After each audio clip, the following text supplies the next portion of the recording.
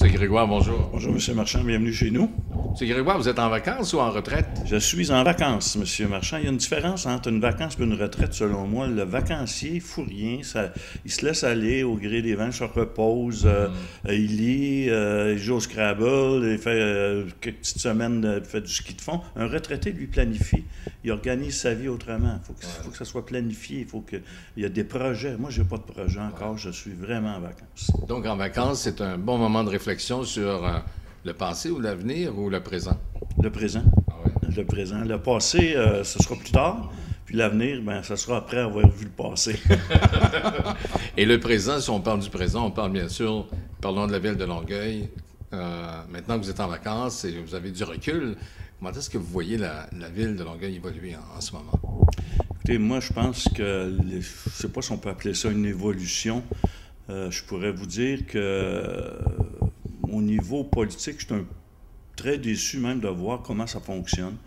Ça a mal commencé avec le refus d'avoir une opposition à Longueuil. En connaissant très bien Mme Saint-Hilaire, je sais qu'elle n'aimait pas l'opposition, elle n'aime pas se faire attaquer, elle n'aime pas se faire questionner trop.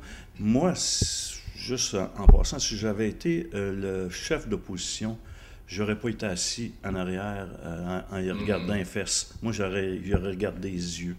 Quand tu poses des questions à quelqu'un, tu ne regardes pas les fesses à quelqu'un, tu y regardes les yeux. Donc, j'aurais pris ma chaise, j'aurais été m'asseoir en avant, j'aurais dit, moi, quand je veux poser des questions, quand je veux vous questionner, je veux vous voir, je veux pas voir le dos.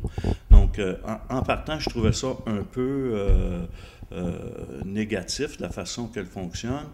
Par contre, vous parlez évidemment de la façon... De la situation de la salle. De l'ergonomie de la salle. Ouais, c'est ça. Puis, mais ça change énormément l'allure d'un chef d'opposition. Quand tu n'es pas capable de voir la personne en face de toi, parce qu'on parle énormément avec notre corps, donc quand tu n'es pas capable de voir ce qui se passe, ou le gesticule, ou les tics, ou appelez ça comme vous voudrez, ça devient un petit peu plus difficile de parler dans le dos de quelqu'un. Donc moi, je n'ai jamais aimé ça, parler dans le dos du monde, donc j'aurais pas fait ça. Deuxièmement, vous savez, dans le passé, moi, j'étais pas un individu qui était en faveur de réduire le nombre de conseillers à 15.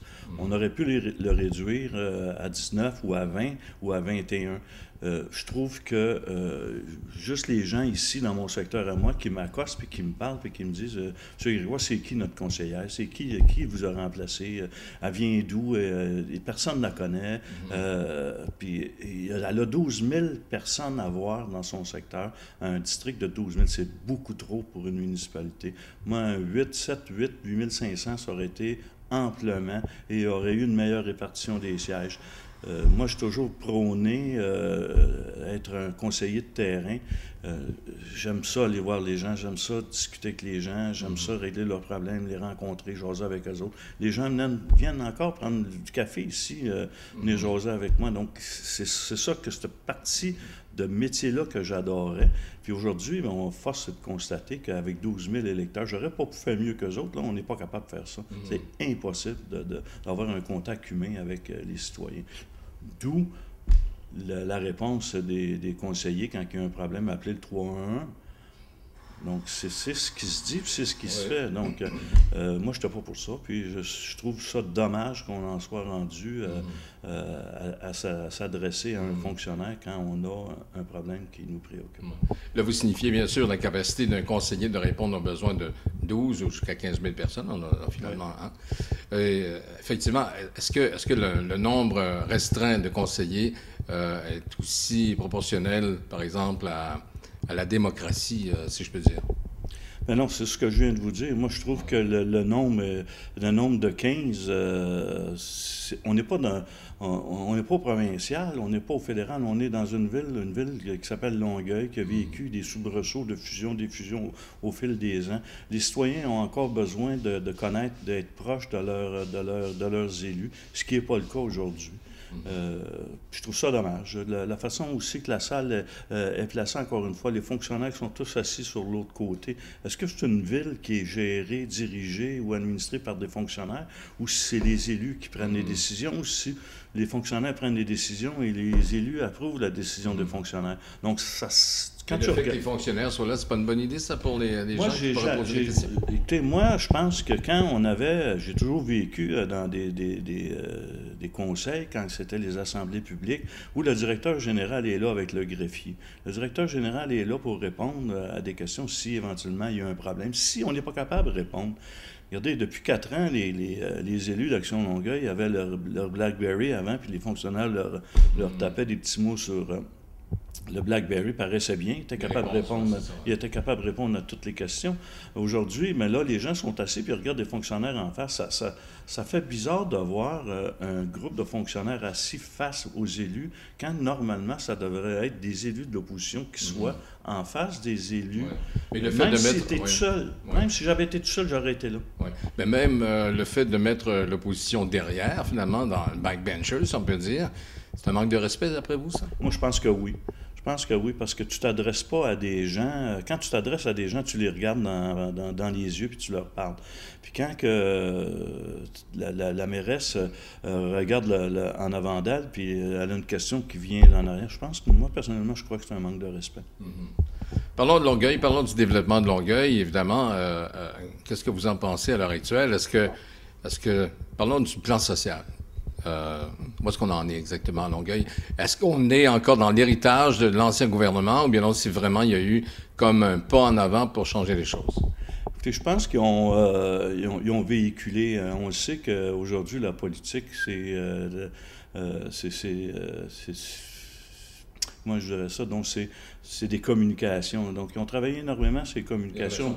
Les relations publiques, communication. Mais quand on regarde, en fait, qu'est-ce qui s'est passé ces dernières années au niveau communautaire, au niveau avec les associations récréatives, avec l'âge d'or, c'est pas passé beaucoup de choses dans ces 4 dernières années-là. Il y a eu des promesses qui ont été faites, il y a eu des contacts qui ont été faits avec les gens, mais il ne s'est absolument rien passé. Moi, je vais vous donner un exemple. Je siège sur une table de vie de quartier.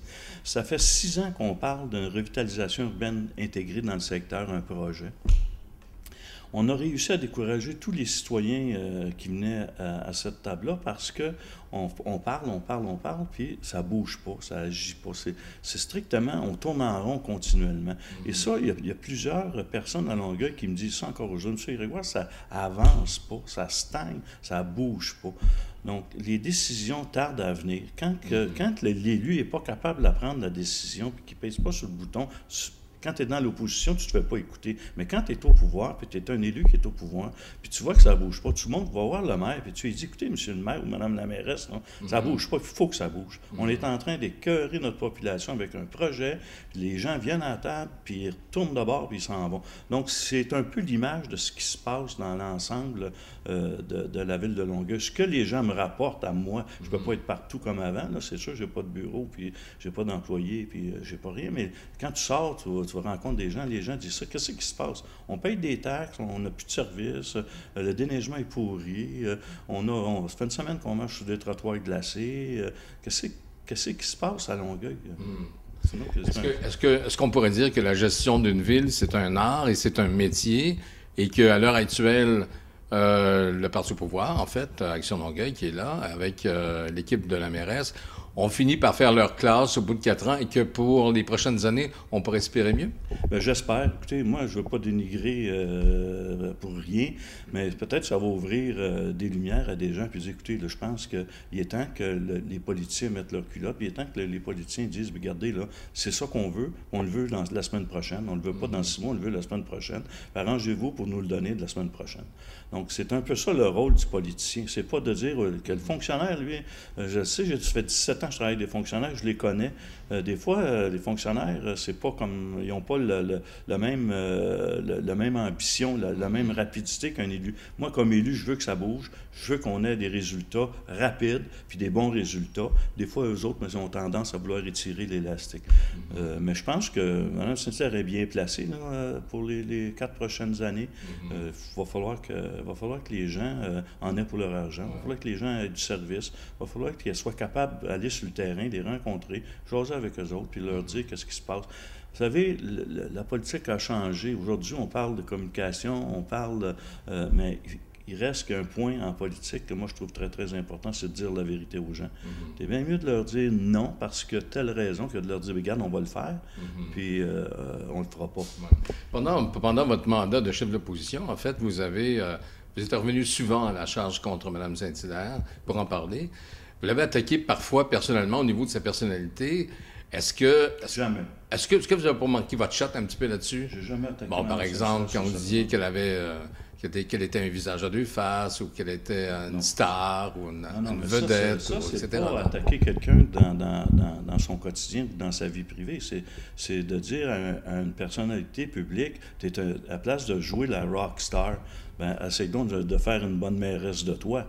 C'est pas attaquer quelqu'un personnellement. C'est pas de lui dire qu'elle est ci, elle est ça.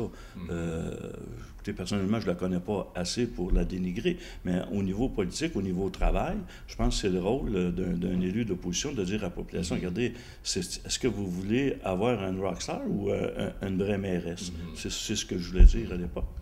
Quand vous étiez chef de l'opposition, est-ce que vous auriez, par exemple, profiter de l'occasion, ou est-ce que vous avez profité de l'occasion, parce que j'ai quand même pas souvenir de tous les débats, même si je les ai couverts pendant 4 ans, est-ce que vous avez profité de l'occasion pour proposer, je sais pas, des résolutions pour faire avancer la ville, au lieu de, par exemple, de tomber à bras raccourcis sur les propositions qui étaient déposées sur la table, par exemple? Écoutez, avec André Groslot, on a fait des propositions au niveau budgétaire, on a fait des propositions au niveau infrastructure, on a fait des propositions au niveau de la façon de gérer le conseil municipal, on a fait des propositions des aider. Ils nous ont jamais retourné la balle. Mme Saint-Hilaire, l'opposition, comme je l'ai dit tout à l'heure, je pense que c'est pas son dada. Elle connaît, elle sait c'est quoi, elle était 11 ans dans l'opposition, mais elle a vraiment pas embarqué dans nos choses, des propositions. Regardez, juste un petit exemple bien simple. Pourquoi vous ne faites pas les assemblées à 7 heures? Pourquoi qu'on ne les finit pas le soir? Pourquoi qu'on est obligé de revenir le lendemain matin? Aujourd'hui, c'est rendu à 7 heures au lieu de 7h30.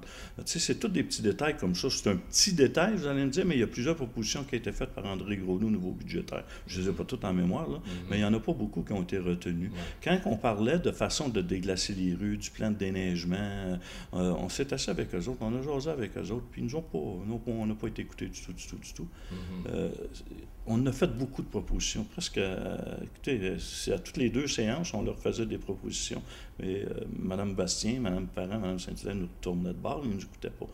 Mais on a continué pareil, puis je pense qu'on a été une opposition qui a été bonne pour les citoyens de Longueuil, puis on a fait du bon boulot. Évidemment, l'opposition, il n'y en a quasiment plus. Hein? Il y a M. Miles et M. Lemire. Qu'est-ce que vous pensez qu'ils vont réussir à réaliser, en fait, pendant leur mandat? Est-ce qu'ils ont la capacité de le faire?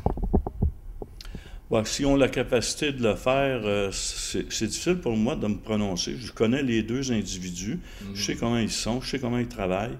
Quand tu es chef d'opposition puis tu te retrouves seul, je peux vous dire que je ne sais pas comment j'aurais, moi, personnellement, réagi aussi. C'est pas évident, c'est pas facile.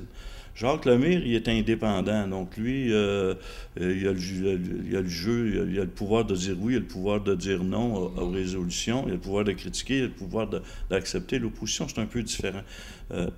Écoutez, ça va être excessivement difficile, je pense. Ça ne sera pas facile quand tu es tout seul. Moi, j'ai vu de l'opposition venant de Michel Latendresse, il était 2 en dernier. Puis je peux vous dire que c'était pas évident d'être dans l'opposition à 2 ou à 1, c'est encore pire.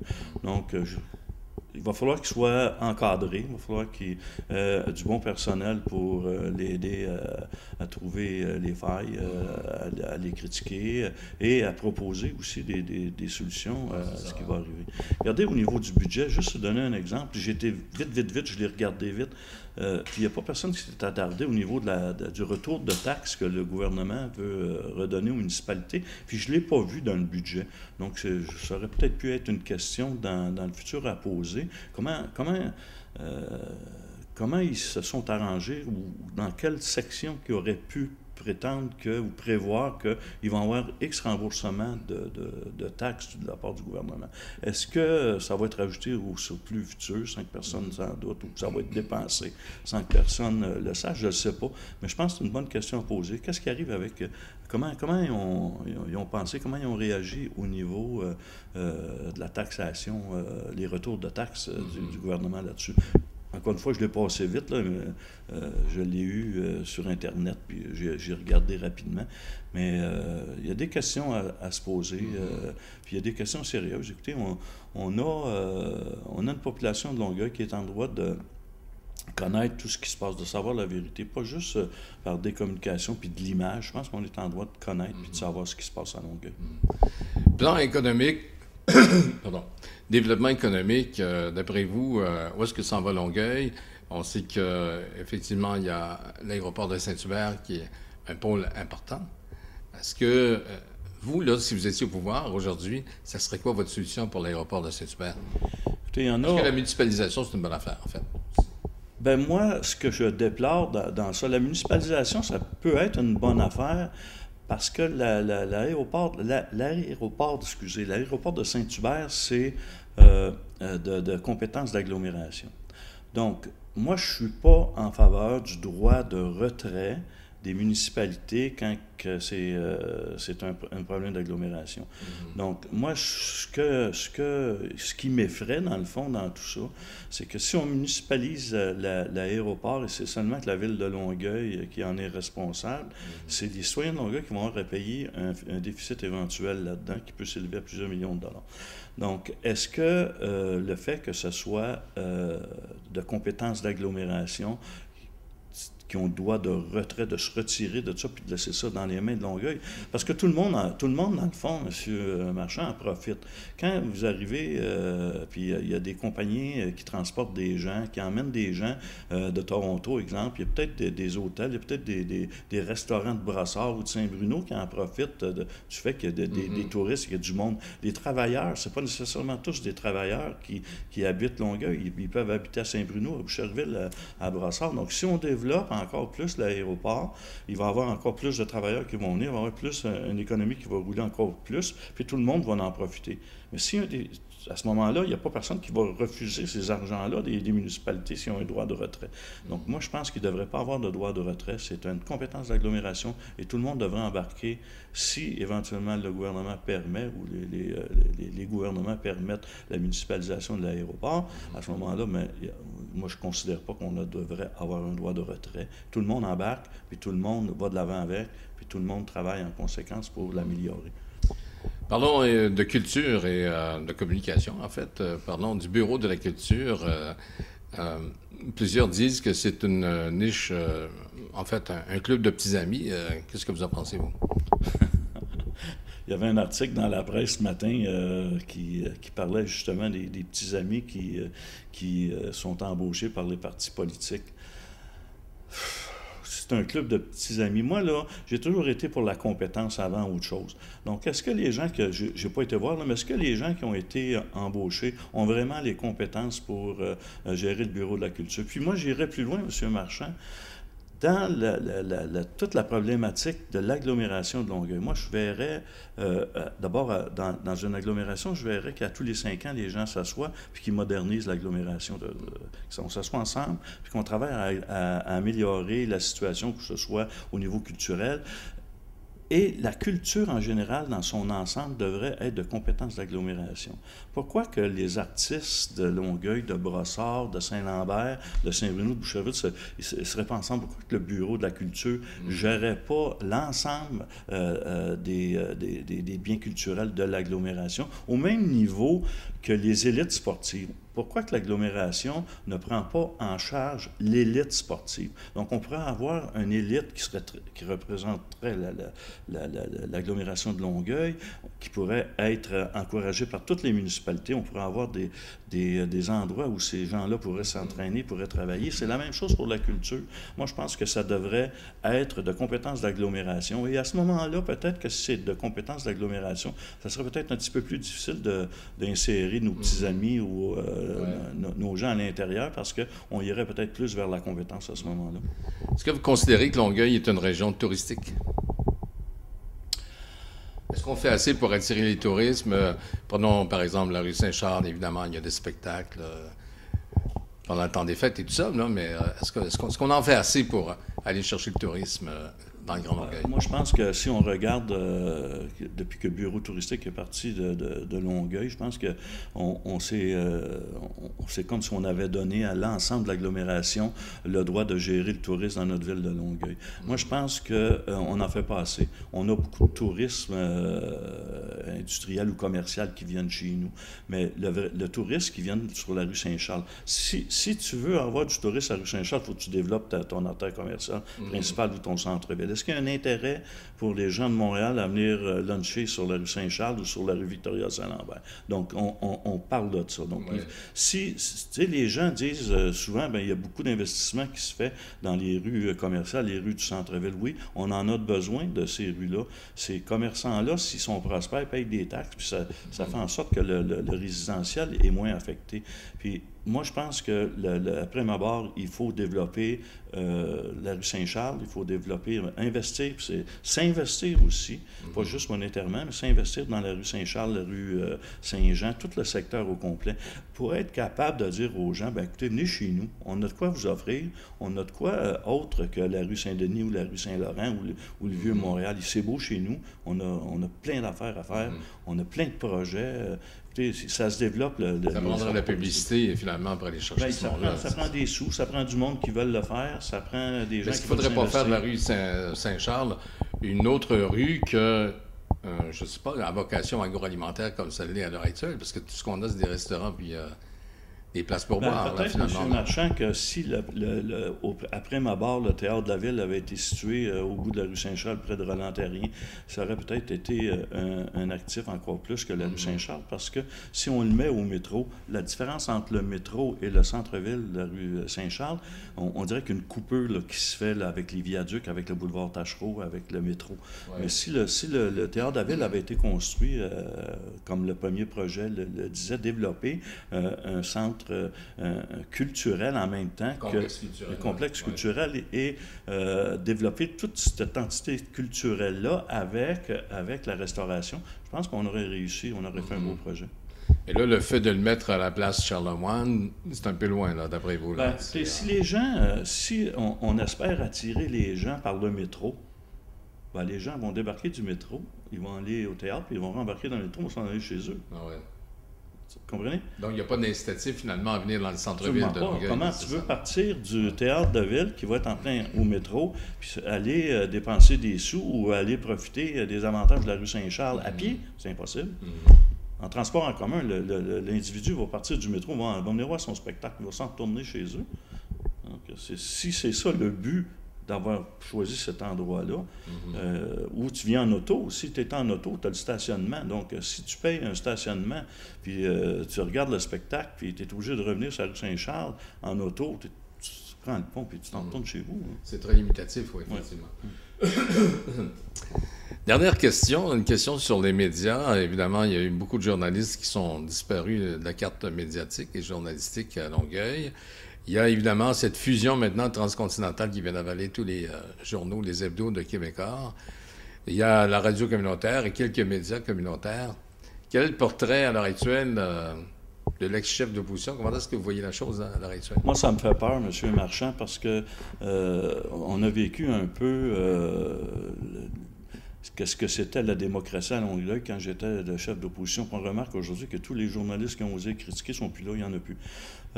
C'est un monopole qui s'installe tranquillement. Puis ça me fait peur parce que comme je vous ai dit tout à l'heure, aujourd'hui, la politique, c'est une question d'image, c'est une question de communication. Est-ce qu'on va continuer à être démocratique à Longueuil? t'as beau critiquer, t'as beau te lever, t'as beau faire tout ce que tu voudras lors des assemblées publiques de la ville, si les journalistes ne reproduisent pas tes paroles ou s'ils ne t'interviewent pas, ça s'en va dans le néant, t'es pas capable d'être écouté, t'es pas capable d'être vu par la population. Puis c'est pas les médias nationaux qui vont se déplacer pour un problème vraiment, vraiment local. Moi, ça me fait peur. C'est le point qui me fait le plus peur. Si on s'attaque de front à une démocratie, puis la démocratie municipale, et les gens ont besoin de savoir les deux côtés de la médaille. Je pense que les gens sont assez intelligents aujourd'hui pour être capables de faire une différence, d'être capables de regarder les deux côtés, puis de choisir entre les deux côtés qu'est-ce qui est bon, qu'est-ce qui est mauvais. Moi, puis on ne l'aura peut-être plus parce que, regardez, on commence déjà à voir dans les journaux, depuis les modifications à radio communautaire, il n'y a plus personne qui te parle du 103.3. Il n'y a pas personne qui va te parler de politique. Hein. Moi, je rencontre énormément de gens, que ce soit dans les salons de quai, que ce soit n'importe où avec les Chevaliers de Colomb. Il n'y a pas personne qui te parle de politique municipale. Personne ne sait ce qui se passe. Vous disiez qu'on vient de tuer le débat, là, c'est un peu ça. Je pense que oui. Ouais. Je pense que oui, on attaque de plein front la démocratie municipale à Longueuil. Et la raison de ça, d'après vous? C'est l'administration en place, je pense, qui n'aide pas non plus. C'est en fait tout l'ensemble politique qui fait en sorte que faut pas que tu sois critiqué, il faut que tu sois belle, il faut que tu sois bonne, il faut que tu sois intelligente, il faut que tu sois maquillée, il faut que tu sois bien habillée, puis tu fasses un beau sourire, puis une belle photo dans le journal, puis les gens sont contents. Donc, moi, je pense que les gens aujourd'hui méritent plus que ça. Les gens méritent qu'on ait des bons débats, qu'on leur explique les teneurs, les aboutissants, des aboutissements des décisions qu'on prend, et dans leur intérêt et non dans l'intérêt de certains individus. Ouais. Vous savez que les médias locaux sont très tributaires finalement de la publicité locale, bien sûr, mais la publicité institutionnelle.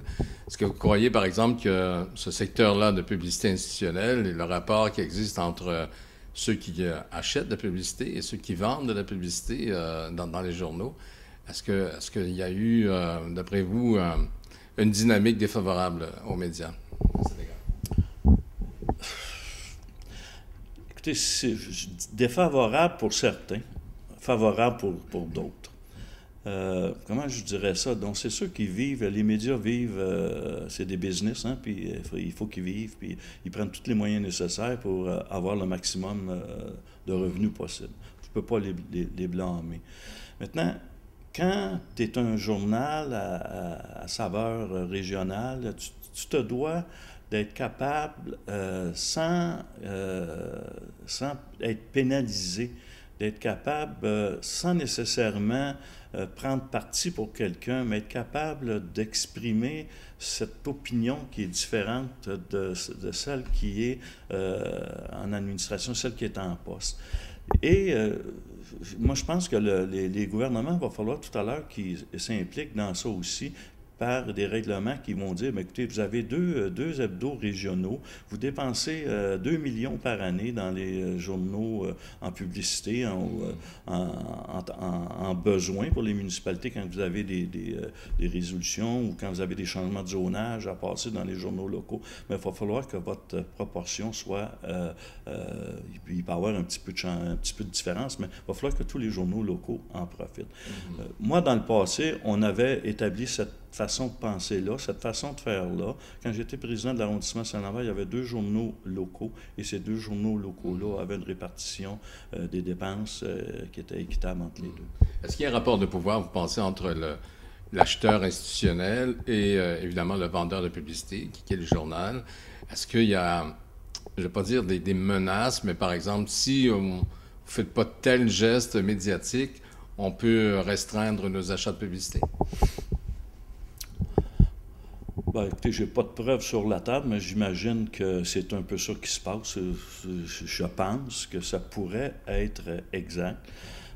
Pourquoi à ce moment-là que tous les journalistes qui ont osé faire un peu de critique sont disparus de la Rive-Sud?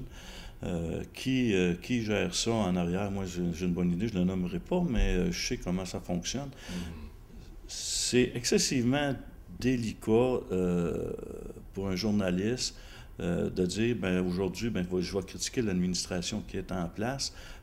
Puis son chef de pupitre ou son boss va dire, regarde, ça ne marche pas de même, parce que si tu dis ça, ou si tu fais ça, ou si tu agis comme ça, ben, on pourrait perdre des revenus de la part de la municipalité.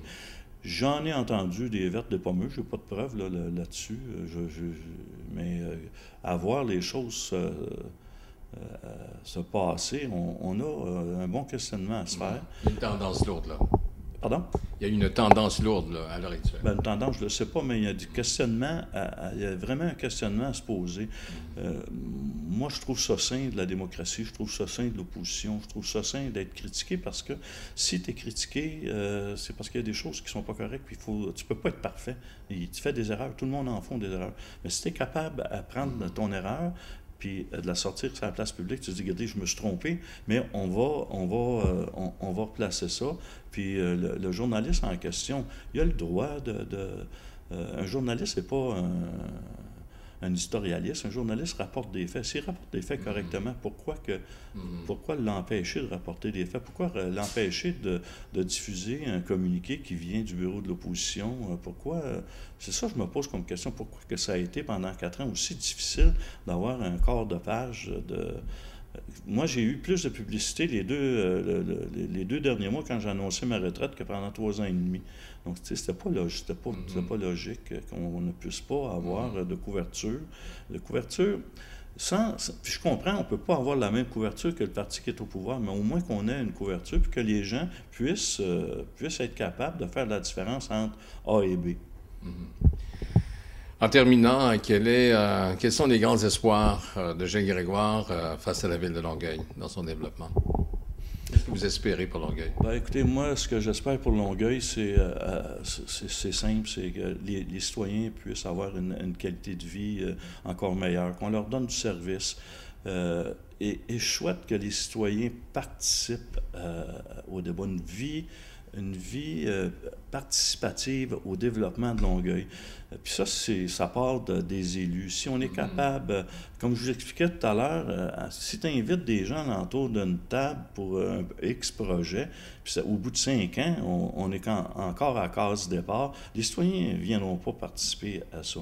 Des consultations bidons, ça ne devrait pas exister. C'est des vraies consultations. Les citoyens participent. C'est bien beau dire qu'on a fait une consultation sur le budget, mais s'il y avait 5 personnes dans la salle, est-ce que c'est vraiment une consultation? Donc moi, je pense que dans le futur, pas juste les élus, mais je souhaiterais que les citoyens s'impliquent davantage dans les débats, qui s'impliquent davantage dans les comités, qui viennent aux assemblées publiques, qui donnent leur opinion, que ce soit positif ou négatif, que ce soit pas des salles pactées, qu'on n'arrive pas avec 10, 12 actions Longueuil dans la salle qui se lèvent, qui viennent décrier contre l'opposition, mais qui viennent louanger l'administration, mais que les vrais citoyens se lèvent, qui participent au débat. Puis moi, je vous dis que la ville de Longueuil va se porter mieux dans le futur. Mais le cynisme des citoyens face à la politique, ça n'aide pas cette cause-là nécessairement. Là. Non, mais c'est ça. C'est pour ça que je vous disais tout à l'heure, si les politiciens sont prêts, à être critiqués, si les politiciens sont prêts à dire la vérité aux citoyens, puis s'ils sont prêts à dire venez, on va travailler avec vous autres, on va le développer notre Longueuil. Parce que c'est pas juste le Longueuil des politiciens, ça. Quand tu commences à penser que c'est ta ville, là, ça va pas bien, vraiment pas bien. C'est pas la ville d'un individu ou d'un groupe d'individus, c'est la ville des citoyens de Longueuil. Puis ces citoyens de Longueuil-là devraient s'impliquer puis devraient participer. Moi, je le vois, le cynisme disparaîtrait à ce moment-là. Les citoyens pourraient être au fait de ce qui se passe, pourraient s'impliquer, puis les choses avanceraient beaucoup mieux. Écoutez, bonnes vacances. Merci. Puis, pas de projet encore. Pas de projet, donc pas de retraite. Merci, M. Grégoire. Merci, ça me fait plaisir. Merci.